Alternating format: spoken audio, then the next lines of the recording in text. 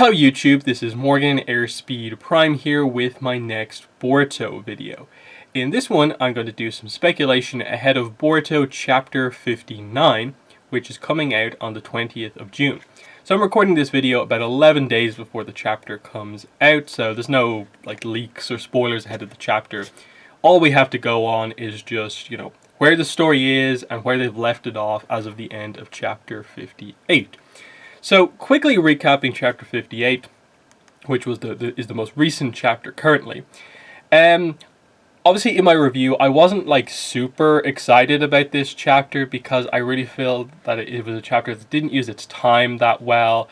I didn't feel that there was too many takeaways from it, in that it was like, we're doing training, oh, suddenly Kawaki doesn't want to do training, let's have a fight, oh, Boruto wins, Kawaki is going to do the training in this way. Now, as people said in the comments, and I ultimately agreed with it, I just think it's still very early if this is the plot direction that they're going in, which is why I didn't comment on it too much. I get it. They're highlighting the idea that Kawaki is desperate to gain power. That without the karma mark, he feels he is back to square one. And he has to do this, what he views as slow shinobi training to get back up to a level where he can help to protect Naruto and be as strong as he needs to be. And it's a bit of a weird one in that, yes, they are definitely setting up at a certain point, will he grow frustrated and take a different path? Perhaps. But to me, after all of the chapters that they've done to bring Kawaki into the story, his relationship with Boruto, the rest of the team, his relationship with Naruto, that was this big arc they devoted a lot of time to. To me, it would be a little weird to, in one chapter of Kawaki being frustrated, turn against that, given what he wants to do. Now, I get it. There's a lot of moving parts here that we don't know how we get to. Kawaki is going to get the karma mark again, and that is a source of power that will bring him back into play. So that's obviously something that has to happen eventually. Now, as far as we're aware, the only karma mark really in play at the moment is Boruto's one with Momoshiki. But if Code succeeds, they're basically saying he will become an Otsutsuki, and I guess he will have a karma mark to give if that is the case. So Code or Boruto is really the only options, and even then they're suggesting the idea that, Kawaki wants Boruto to implant his karma into Code so that, if something happens to Boruto, he'll reincarnate into Code. So there's a lot of it could go any of these different directions with regards to how that happens. But like I said, I'd be very shocked if we go into Chapter 59 and this plot is in motion, that we see Kawaki straight away, after having only just started his shinobi training, immediately wanting the karma back. I think you have to slowly build to that eventually. I think we're going to be into the time skip by the time it actually happens. I think it would be a little weird to sort of set that in play already before the time skip. Because there's so much with Amado that we still have to get to. I think there's development with Kawaki that we need to do beforehand. Now, this I suppose kind of transitions us into the idea of just when is the time skip actually going to happen, because everyone is convinced it's coming soon, because ultimately the author and stuff like that teased it a while ago, and it still isn't here.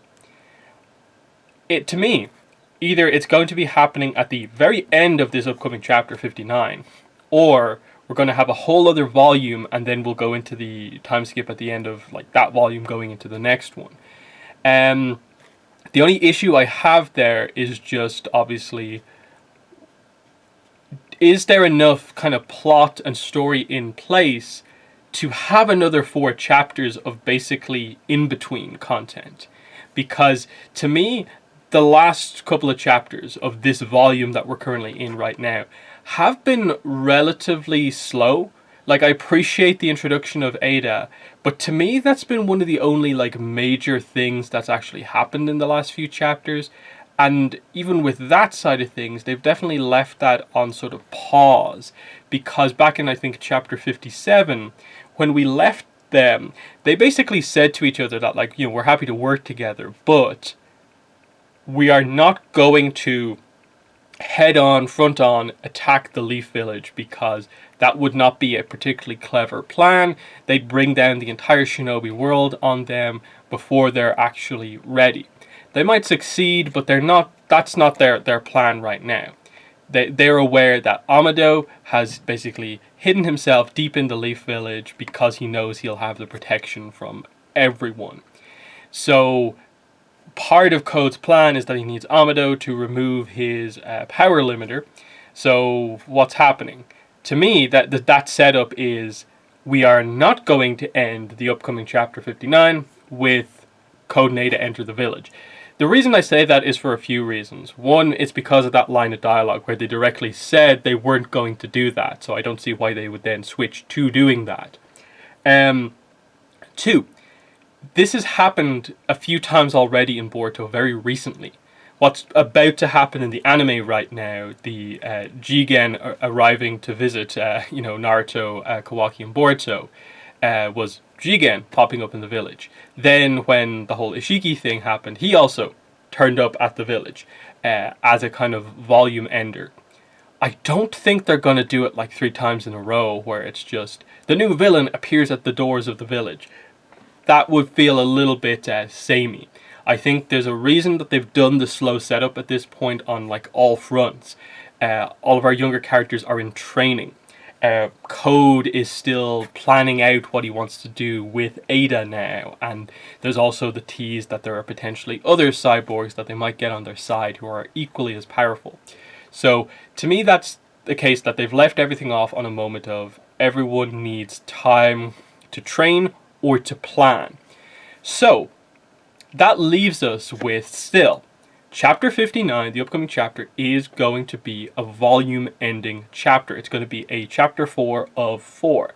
And always, pretty much always, this is how they sort of plan the stories. Every 4 chapters, they always have some sort of a big cliffhanger ending the volume to set up the next volume. What's it going to be this time? And you sort of run down the characters of like what they're going to do, of like theoretically what could happen. And you're like, well, with Kawaki, might they really rush to having him make a brash action? Now, how is that exactly possible? My guess, the only thing that I can see potentially happening is him going to see Amado.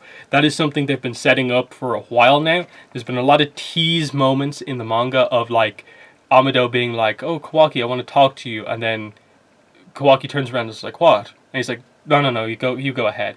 There's been a few moments like that where Amado clearly wants to tell Kawaki something, but he wants to do it like privately or something like that. So something is going to come out there. There's just a whole mystery surrounding Amado. Could they do something there? Like he finally reveals like the kind of mystery in a way that surrounds him, because everyone is suspicious of him, even though in a way, like at his core, there seems to be this kind of very nice, real, emotional arc surrounding, the loss of his daughter, and, who is it? Is it Ada? Is it Delta? What's going on there? But then you also have the fact that he transformed all these people into these cyborgs. Where did he get this technology from? Like, who is he? I don't know if we're quite ready to make the full reveals with him yet, but it would be a pretty shocking thing if they suddenly did have a massive reveal of something kind of crazy like Amado is an Otsutsuki. That would be pretty wild reveal, but it's not something that I think is completely outside the realm of possibility. It probably isn't the case, but something along those lines of Amado is from another different planet and he is the enemy of the Otsutsuki or something like that. Because again, Naruto now has this much bigger world building sense with the Otsutsuki's, center point in the story. They're from different dimensions. They can travel to different dimensions, different planets, multiple 10 tails, and what their overall goal is. There's a lot going on here. So with Kawaki, that's about all I can really see. I don't think there's going to be an immediate thing of here's how Kawaki has his karma mark all of a sudden. With Boruto, again, they're in an interesting spot because he's taking the pills. So that seems to set up the idea that Momoshiki's not just suddenly going to take over control unless Boruto exhausts himself and uses up all of his chakra. Will they have it be some sort of a thing where, like, oh, the side effects of the pills suddenly kick in and he goes blind or he starts to lose his vision? I think that will happen. We'll see little bits and pieces of that. I don't think they'll commit to something super serious happening just yet, but I can see them doing some sort of a setup where, like, Boruto blacks out for like a second, and it's just a tease of, oh, the pills are starting to take effect. This is it's helping him not turn into Momoshiki immediately, but it is causing some issues. There has to be some other solution to this plan, and we maybe deal with that during the time skip. Other than that, with Boruto, it kind of feels like I'm not exactly sure what else they can do. The question obviously is, like, training. Are we actually going to delve into what the training is, or is it just general shinobi training? Because I look at the last page from the last chapter, and especially that top Naruto panel, that really feels like they're going into heavy training for the next months, year, that they need to come out of this much stronger. This doesn't feel like the Boruto's training to learn a new Rasengan type thing. This feels like they need to make that advancement from being strong kids to being much more on par with a lot of the adults. That's the jump that now needs to be made. And so the lack of specificity with the training feels like a time skip thing is potentially possible, combined with the fact that with Code and Ada, we also don't know what they're up to. So that's where, like, the time skip is possible, I think, to happen. In that if they just tease the idea of, nothing's going on right now, next chapter, time skip in a month, and then they have a whole month to build up to the new chapter and the time skip. They can do all the news articles that they want about it if they want to make it huge news. Really depends a lot on what exact way they want to go with it. So there's that.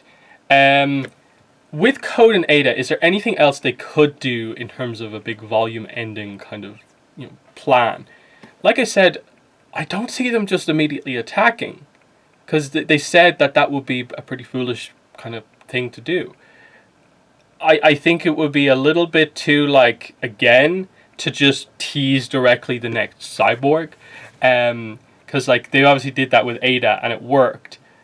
I don't think you necessarily need to do that again and just do so many character introductions in a row. In that, if there are other cyborgs, I guess they're just not going to be either significant or anything like that. So, is it just going to be them, like, planning what they want to do, going over to see, like, the 10 Tails or something like that, what the exact plan that they have in place is? That's what's kind of unclear. They need to definitely clarify something, even if it's just a handful of pages in the chapter, something with Code and Ada. But it does kind of lead me to believe that, unless they're going to do the reveal of, like, this is the core of what their plan actually is, that's the cliffhanger ending, I feel like they're just going to have pages somewhere in the middle of the chapter, and we'll have something else be the big ending. With other characters, it's like, okay, characters we haven't seen in a while. Sasuke. There definitely needs to be something with Sasuke and just where he's at now that he doesn't have the Rinnegan. What's going on there. Even Naruto, like, it feels a little bit weird how kind of little they've mentioned Kurama not being around anymore, and what level Naruto is at, like what's happening with those characters. Like I'd like to see something with those characters and what's going on there. Similarly, like, they had the Kage Summit in, like, I think it was the first chapter of this volume, and it was just really, like, super quick. Like, there wasn't much of a takeaway from it at all. Will they have something going on with the other kind of villagers and so on? But this then brings us into, I think, a character who maybe is likely to make a reappearance, and that is Kashin Koji. At some point, you're going to have to reintroduce him. They highlighted that he survived for a reason. Bringing him back into play to deal with this new threat feels like a decent thing to do in terms of if the characters need training, here's a guy who can do that. Now that the truth about him is, like, out, him interacting with everyone, I think, is kind of something that's needed. And then you get into these ideas of, like, if we are going into a time skip, like, you still need to do a little bit more build in terms of, what are each of the characters working on? Like, Kawaki is like a skilled combatant, but is kind of new to like ninja specifics. Um, Boruto is obviously trying to make some major advancements, both with regards to using the karma mark, but also his shinobi skills. But is dealing with the pills he's taking. Mitsuki, I guess, is just going to work on making Sage Mode something he can do regularly, plus general just advancement. So I suppose just getting his level closer to Orochimaru's, basically. We'll see how they do that. Sarada, of course, remains one of the more interesting characters with regards to her like power level progression, because how she gains the powers within her Sharingan, and I suppose eventually Mangekyo Sharingan, is going to be very interesting, because are they going to commit to the idea of she is going to be the first Uchiha to awaken these powers, not through negative emotions, but through positive emotions? Maybe. That would be a really cool way to do it, and to make her feel unique as a character. But you do need to do that sooner rather than later, in that has to be Sarada's next step, is to either get the Mangekyo Sharingan or go down more of her mother's path with the forehead seal or whatever. Because they did mention that. The anime actually skipped over mentioning that whole plot point with the comparison between that seal and the karma mark. I'm guessing they've potentially dropped that as a plot point, so I don't know if that's going to be a thing, but either way, the Sharingan is I think the main focus with her, which I think would be interesting if she did go to talk to Sasuke and there was some kind of bigger reveal that happened there. But is that going to be the way they end the volume? I don't really know. And that's one of the weird things, in that they could do pretty much anything, but they also could do very little. Like, this could be the biggest chapter we've had in a while, but it also could be one of the biggest letdowns we've had in a while. My expectations realistically for this chapter are that I think it will be about 30 pages of roughly about the same as the last chapter, which wasn't fantastic. And then we'll get a few pages with Code and Ada, and that will be very interesting to see where their plan is heading. And then the last few pages is going to be the end reveal that will build us up for the next volume. Now, whether that be time skip setup or the villain's plan properly revealed, that is the big cliffhanger ending, or something more like a character reveal type thing of like Kashin Koji's back in play, Amado makes his move, or something like that. You know, that's kind of what I'm looking for. But I do think it is very difficult to predict. We'll see, of course, I suppose, leaks in the coming days, because usually they come out like at the latest it's like a day or two before the chapter, but it's been as early as potentially like a week before the chapter. So we'll see what ends up actually coming out, and of course I'll have my review on the official day the chapter comes out, which is June 20th. So look forward to that in the coming weeks as well. But I think that's pretty much everything that I want to talk about here. Like, there's always the room for like a really out there thing of like, what if they did just at the end of this volume switch to more Otsutsukis on the way? Because I suppose from the clan's perspective, if they know what's going on Earth, that like all of a sudden they had a bunch of Otsutsukis active there, like Kaguya was active up until like the last few years. Now she's gone. They sent Momoshiki and Kinshiki. They're gone. But Urashiki's still around. Oh no, he's gone. And now they're like, oh, Ishiki, we're still sensing some of him. Oh no, wait, he's gone. And then all that's left is just this, like, if do they even know that Momoshiki's left as a Chiron mark? I doubt it. So from their perspective, you know, everyone who was sent to Earth has died. And Earth is probably, from the clan perspective, becoming one of the real problem areas in the whole universe. So I am, in a broader perspective, awaiting the arrival of probably some clan heads from the Otsutsuki at some point. Now, is that anywhere near soon or what? I don't really know, because the main setup they seem to have is to eventually build towards the Kawaki Boruto conflict, which, yes, involves people with karma marks, but is not directly talking about Otsutsukis necessarily. Again, which Otsutsukis are they? We don't really know. That's probably more of a bigger picture thing that will happen after a lot of stuff plays out. But endgame wise for Boruto, I do think Otsutsuki's and probably the head of the clan, that sort of thing, is probably our Kaguya of this series. Which is going to be fabulous when we get there. But until then, it is more of the setup for this arc of like Kawaki's turn, potentially Boruto bringing him back on board, and the big team up towards the end of the series against the high up Otsutsukis. Potentially using their own powers against them, obviously with the karma mark stuff, and then the Jogan always remains like this thing of like everyone remembers it, but they're never mentioning it at all. So no clue if that's going to come into play. I think it's too early, and I think that's the thing. Just final thoughts here is just that they could go into time skip next week. They could go into time skip in 5 chapters from now. I don't see them doing it in the middle of a volume, so that's why I'm saying it's going to be during the transition from the end of one volume into the next volume that they do it. So it's either they do it this month, or we have to wait 4 more months for that to happen. 4 or 5 more months. So that's with a monthly manga, that's like nearly half a year.